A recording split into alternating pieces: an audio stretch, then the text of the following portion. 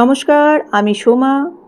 ফেসবুকে সোমার পাকশালা আর ইউটিউবে mix fusion থেকে আপনাদের সবাইকে স্বাগত। আজকে আমি নিয়ে এসেছি একটা একেবারে নতুন, একেবারে স্পেশাল রেসিপি, পটল সুন্দরী। না, এটা শুধু পটল নয়, এই পটলে আছে এক রাজার ঘরণীর মতো রূপ আর স্বাদ। যারা পটল খেতে পছন্দ করেন না, তারাও একদম এর প্রেমে পড়ে যাবেন, আমি কথা দিচ্ছি। চলুন দেখি কেমন করে আজকের এই অসাধারণ পদটা তৈরি করলাম। দেখুন তো কতটা মজাদার আর রঙে রূপে ঝলমলে আমাদের আজকের পটল সুন্দরী, তাই না? একটা একটা করে বাটিতে সাজিয়ে দিলাম, যেন খাওয়ার আগেই মন ভরে যায়। এই রেসিপিটি একবার খাবেন, বারবার করতে মন চাইবে। চলুন দেখি পুরো রেসিপিটা আমি কিভাবে বানালাম, সেটাই কিন্তু আজকে আপনাদের সাথে শেয়ার করব। তো এই পটল সুন্দরী বানানোর জন্য প্রথমেই কিন্তু লাগছে এখানে পটলটা দেখুন একটু বড় সাইজের ছিল, আর পটলটাকে আমি হালকাভাবে খোসাটা তুলে নিয়েছি, আর মাঝ বরাবর দেখুন একটু ফাঁকা করে চিড়ে নিয়েছি। প্রত্যেকটার কিন্তু এরকম, যাতে মশলাটা ভেতরে চলে যায়, আমি একটু মাছটা চিড়ে নিয়েছি। এবার চলুন কড়াইয়ের মধ্যে আমি সর্ষের তেল দিয়ে দিলাম। এখানে আমি কিন্তু পুরো রান্নাটাই সর্ষের তেল ব্যবহার করব। কড়াই দিয়ে দিলাম সর্ষের তেল, দিয়ে তেলটা গরম হলে এর মধ্যে পটলগুলো দিয়ে দিলাম। পটলের উপর আমি লবণ দিয়ে দিলাম পরিমাণ মতো, ভাজার জন্য যেটুকু লবণ লাগে।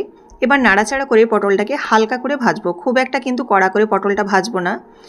1 নম্বর এটা টাটকা পটল, আর 2 নম্বর কিন্তু এই যে পটলটা যদি অতিরিক্ত ভাজা হয় তাহলে পটলটার মধ্যে একটা চিমড় ভাব চলে আসে। সেই জন্য আমি এখানে দেখুন হালকা করে ভেজে তুলে নিলাম। এবার এই কড়াইয়ে যে তেলটা আছে তার সঙ্গে আরও একটু তেল আমি দিয়ে দিচ্ছি। এবার এখানে ফোড়নে দেবো তেজপাতা আর শুকনো লঙ্কা। একটা তেজপাতা, একটা শুকনো লঙ্কা ব্যবহার করলাম। এবার এখানে গ্রেট করা পেঁয়াজটা দিয়ে দিচ্ছি। পেঁয়াজটা এখানে আমি দুটো মাঝারি সাইজের পেঁয়াজ নিয়েছি, এখানে 8টা পটলের জন্য। তো পেঁয়াজটা গ্রেট করেই অবশ্যই দেবেন, খুব একটা মিহি করে পেস্ট করার কোনো প্রয়োজন নেই। আর মিহি করে পেস্ট করলে কিন্তু তেলের পরিমাণটা একটু বেশি লেগে যায়। এবার এদিকে পেঁয়াজটা ভাজা হতে হতে আমি মিক্সির জারের মধ্যে নিয়ে নিলাম ভাঙা কাজু, নিয়ে নিলাম 4 মগজ 1 চামচ করে, আর নিয়ে নিচ্ছি এখানে গ্রেট করা নারকেলটা দিয়ে মিহি করে পেস্ট করে নিলাম। করে নিয়ে এখানে দেখুন পেঁয়াজটা যে ভাজা হচ্ছিল, পেঁয়াজটা কিন্তু মোটামুটি নরম হয়ে গেছে। এবার এর মধ্যে আমি দিয়ে দিচ্ছি আদা আর রসুন বাটা 1 চামচের মতো। আদা রসুনটা দিয়ে কিন্তু এই পেঁয়াজের সাথে আবারও একটু আমি কষিয়ে নেব, যাতে আদা এবং রসুনের কাঁচা গন্ধটা চলে যায়। এবার দিয়ে দিচ্ছি কালারের জন্য হলুদ গুঁড়ো আর কাশ্মীরি লঙ্কার গুঁড়ো। এই যে তেলের সঙ্গে হলুদ গুঁড়ো এবং কাশ্মীরি লঙ্কার গুঁড়োটা দিলাম, তাতে কিন্তু কালারটা দুর্দান্ত আসবে। এবার 30 সেকেন্ডের মতো এই হলুদ কাশ্মীরি লঙ্কার গুঁড়োটা নাড়াচাড়া করে নিলাম। এবার এর মধ্যে দিচ্ছি ধনে গুঁড়ো আর দিয়ে দিচ্ছি জিরে গুঁড়ো। ধনে জিরেটা কিন্তু 1/2 চামচ করে দিচ্ছি, খুব একটা এখানে কিন্তু বেশি মশলা ব্যবহার করছি না। খুব সামান্য জল দিয়ে এবার মশলাটাকে কষাতে থাকবো। মশলাটাকে লো ফ্লেমে বারে বারে খুব কম করে জল দিয়ে খুব ভালোভাবে কিন্তু মশলাটা কষিয়ে নিতে হবে, যাতে কাঁচা গন্ধটাও চলে যায়। আর যখন কষানো হয়ে যাবে তখন কিন্তু এই মশলা থেকে তেল বেরিয়ে আসবে। ভালোভাবে কষানো হয়ে গেছে। এবার এর মধ্যে আমি দিয়ে দিচ্ছি এই যে বেটে রাখা মশলাটা দিয়ে নাড়াচাড়া করব, দিয়ে কিন্তু আরও বেশ কিছুক্ষণ কষিয়ে নেব। মোটামুটি আরও ধরুন লো ফ্লেমে 3 থেকে 4 মিনিটের মতো কষিয়ে নিলাম। এই দেখুন একদম কিন্তু কষানো হয়ে গেছে, আর উপর থেকে কিন্তু তেল ছেড়ে আসছে। এই পর্যায়ে আমি দিয়ে দিচ্ছি দুধ। এখানে দুধ আমি 1/2 কাপ ব্যবহার করছি, আর জল এখানে 1/2 কাপ ব্যবহার করব, অর্থাৎ জল এবং দুধের পরিমাণটা অর্ধেক অর্ধেক করে নিয়েছি। এখানে জল আর দুধটা দিয়ে দিলাম, দিয়ে এবার ভালোভাবে নাড়াচাড়া করে ফুটে যাওয়ার জন্য অপেক্ষা করব। এই পর্যায়ে আমি দিয়ে দেব পরিমাণ মতো লবণ আর চিনি। লবণ এবং চিনিটা কিন্তু আপনারা দেখে দেবেন। অনেকেই আছেন যারা হয়তো চিনিটা একদমই পছন্দ করেন না, তারা স্কিপ করে যেতে পারেন। তবে বলবো অবশ্যই একটু কিন্তু এই রান্নাতে চিনিটা দেবেন, তাহলে কিন্তু দুর্দান্ত স্বাদ হবে। তো দেখুন এবার ভালোভাবে কিন্তু ফুটে যাওয়ার জন্য অপেক্ষা করলাম, আর মোটামুটি ফুটে গেছে। এবার এর মধ্যে ভেজে রাখা পটলগুলো দিয়ে দিচ্ছি। পটলগুলো দিয়ে দেওয়ার পর এবার নাড়াচাড়া করব, আর গ্রেভিটা কিন্তু ঘন হয়ে যাওয়ার জন্য এবার একটু অপেক্ষা করব। সেই জন্য কিন্তু এখানে আমি মোটামুটি আরও 10 মিনিটের মতো আমি দেখুন রান্না করে নিয়েছি।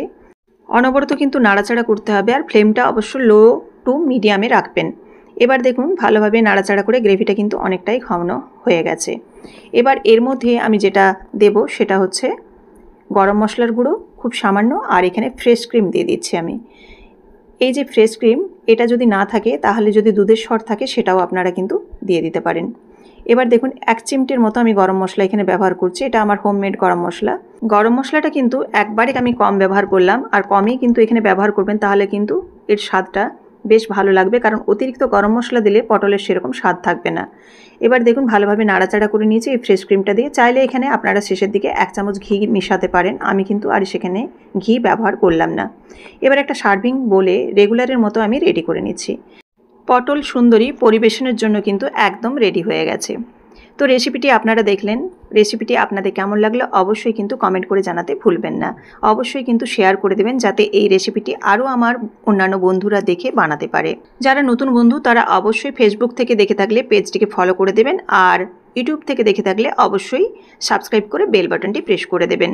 তো দেখুন কতটা সুন্দর হয়েছে, অসাধারণ এর স্বাদ।